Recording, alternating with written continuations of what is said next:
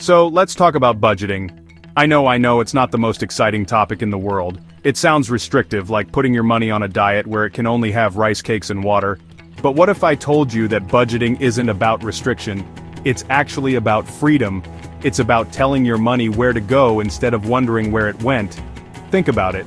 Having a solid budget is the single most powerful tool you have to build wealth, get out of debt, and finally achieve the financial goals you've been dreaming about. It's the foundation, the literal blueprint for your entire financial future. The problem is, most people get it completely wrong. They try to budget, they really do, but they end up making a few critical mistakes that completely derail their progress. They get frustrated, they think budgeting just doesn't work for them, and they give up, ending up right back where they started or even worse off. These aren't just small slip-ups, these are the exact mistakes that keep people stuck in a cycle of living paycheck to paycheck, wondering why they can never seem to get ahead no matter how hard they work. It's an incredibly common story, but it doesn't have to be yours. In this video, I'm going to break down the 5 most common and most destructive budgeting mistakes that are secretly keeping you broke. And I'm not just going to tell you what they are, I'm going to give you the exact actionable steps you can take, starting today, to fix them. By the end of this, you'll have a clear roadmap to create a budget that actually works, one that empowers you and puts you firmly on the path to financial success. So, make sure to smash the like button for the YouTube algorithm, and let's get into it. Alright, let's dive right into the biggest, most fundamental mistake I see people make, and honestly it's the one that makes everything else impossible. It's not tracking your expenses. Think about it like this. If you wanted to lose weight, the first thing any expert would tell you is to track what you eat. You can't make a change if you don't know what you're starting with. Financial health is exactly the same. So many people create a budget in their head. They think, okay, I make this much, I'll spend about this much on rent, this much on food, and just kind of hope it all works out at the end of the month. That's not a budget, that's a financial wish list. It's flying completely blind. The reality is that those small, seemingly insignificant purchases are what absolutely destroy your financial plan. That $5 coffee every morning, the $15 lunch you grab because you didn't pack one, the subscription service you forgot you even had. Individually, they seem like nothing. But when you add them all up over a month, you're suddenly looking at hundreds of dollars that have vanished into thin air. Without tracking, you have no idea where these leaks are. You just know that your bank account is lower than you expected, and you have no clue why. This lack of awareness is what leads to chronic overspending, and the feeling that you're working hard, but have nothing to show for it. So, here's the fix, and it's simpler than you think. For the next 30 days, I want you to track every single penny. Yes, every penny. You can use an app like Mint or YNAB, a simple spreadsheet, or even a small notebook you carry with you. The tool doesn't matter as much as the habit. The goal here isn't to judge yourself, it's just to gather data. This is your financial audit. At the end of the 30 days, you will have a crystal clear picture of where your money is actually going. I promise you, there will be surprises. And those surprises are the key to unlocking your ability to create a budget that's based on reality, not on guesswork. Now that you're tracking your expenses, let's talk about the second major pitfall, setting a completely unrealistic budget. This is what I call the New Year's resolution budget. It's January 1st, you're full of motivation, and you decide this is the year you're going to save 50% of your income, never eat out again, and only spend $20 a month on entertainment. It sounds amazing on paper, it feels incredibly productive to write it down, but by January 15th, you've already failed, you feel defeated, and you've thrown the entire budget out the window. It's the financial equivalent of deciding you're going to run a marathon tomorrow when you haven't run a mile in 5 years. The problem with this approach is that it sets you up for failure from the very start. Human behavior is hard to change, and trying to go from 100 to 0 overnight is a recipe for disaster. When your budget is too restrictive and doesn't account for your actual lifestyle and habits, it becomes a source of stress and deprivation. Every time you spend money, even on something reasonable, you feel guilty because it wasn't in your perfect budget. This leads to what's known as budget fatigue. You get so tired of feeling restricted and failing that you just give up entirely, often leading to rebound spending where you spend even more than before, just to feel normal again. The solution is to build a budget based on the data you gathered from tracking your expenses, and to be realistic. Look at what you actually spent last month. If you spent $500 on groceries, don't budget $250 for next month. Try budgeting $450. If you spent $200 on restaurants, aim for $150. Make small, incremental changes. The goal is progress, not perfection. Your budget should be a comfortable plan, not a financial straitjacket. By making small, sustainable cuts, you'll start building momentum and confidence, which is far more powerful than trying to achieve an impossible goal and giving up after 2 weeks. Okay, this next mistake is one that can turn a small financial hiccup into an absolute catastrophe.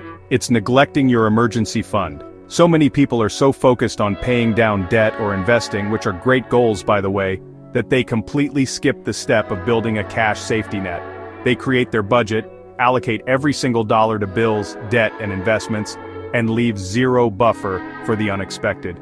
They are essentially living on a financial tightrope with no safety net below, and as we all know, life is full of unexpected things. What happens when you live like this? The moment something goes wrong, your car breaks down, you have an unexpected medical bill, your pet gets sick, or you lose your job, your entire financial plan collapses. Without a cash reserve to pull from, where does that money come from? It comes from high-interest credit cards or personal loans.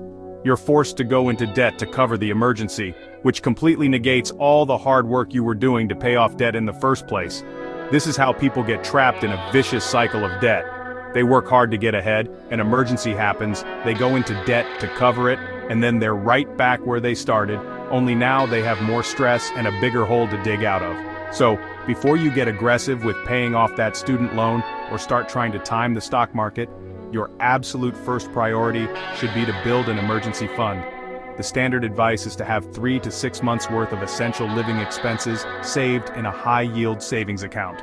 That means rent or mortgage, utilities, food, transportation, the bare necessities. It needs to be liquid and easily accessible, not tied up in stocks or real estate. Start small if you have to. Aim for $1,000 first. That alone can cover most minor emergencies. Then build it up to 1 month of expenses, then 3. This fund isn't an investment, it's insurance. It's the buffer that protects your budget and your entire financial future from life's inevitable curveballs.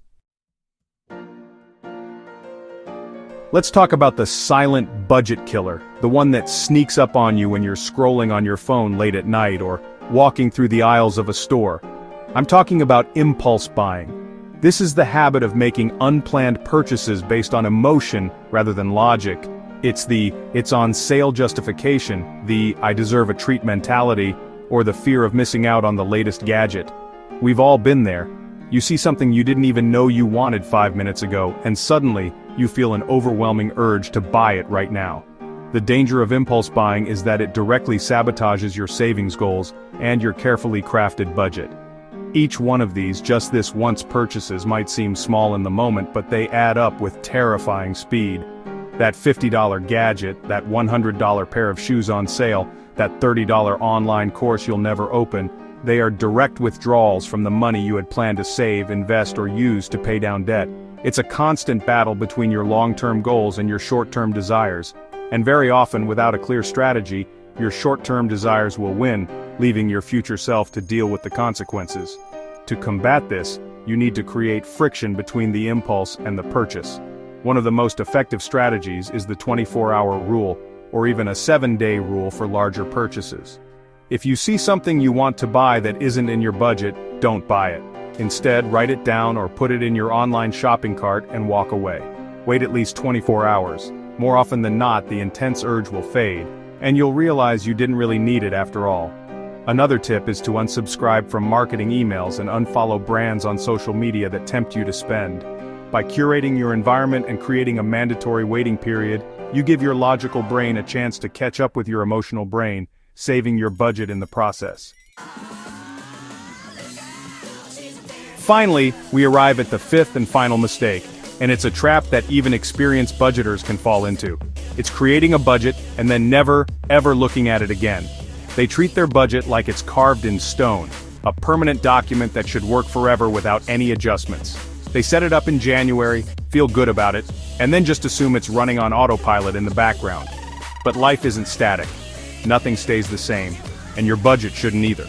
This set it and forget it mindset is a recipe for failure over the long term. Think about all the things that can change in a year, or even in a few months. Your income might go up because of a raise, or down because of a job change.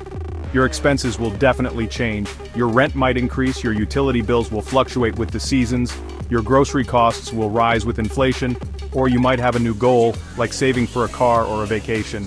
If your budget doesn't adapt to these changes, it will quickly become irrelevant and useless. You'll end up overspending in some categories and underspending in others, and you'll miss out on opportunities to optimize your finances as your life evolves. The solution is to schedule regular budget review meetings with yourself. Put it in your calendar, just like any other important appointment. Once a month, or at the very least once a quarter, sit down for 30 minutes and look at your budget versus your actual spending. Ask yourself, what worked? What didn't? Did I overspend anywhere? Why? Do I have any new expenses coming up? Has my income changed? This regular check-in allows you to make small, proactive adjustments to keep your budget aligned with your current reality and your future goals. A budget is a living, breathing document, and treating it that way is the key to its long-term success. So there you have it, the 5 budgeting mistakes that are holding you back, and more importantly, how to fix them. We've covered everything from the critical importance of tracking your spending to the necessity of building a realistic plan and a solid emergency fund. We talked about how to fight back against impulse buys and why your budget needs to be a living document that you review regularly. Avoiding these common pitfalls isn't just about saving a few extra dollars here and there, it's about fundamentally changing your relationship with money and taking back control of your financial destiny. The power is truly in your hands now. Knowledge is one thing, but action is what creates results. I want to challenge you to pick just one of these tips, the one that resonated with you the most, and implement it this week. Maybe it's tracking your expenses for the first time, setting up an automatic transfer to a new emergency fund, or scheduling your first monthly budget review. Small, consistent actions are what build incredible momentum over time. You don't have to be perfect overnight, you just have to start. This is your first step towards building a budget that doesn't just work, but actually empowers you to achieve your biggest goals. Thank you so much for watching all the way to the end. I really hope you found this valuable. If you did, please do me a huge favor and smash that like button.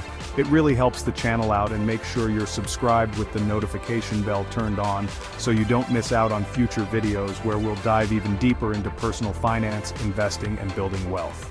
If you have any questions or want to share which mistake you're going to tackle first, drop a comment down below. I read every single one. Thanks again, and I'll see you in the next video.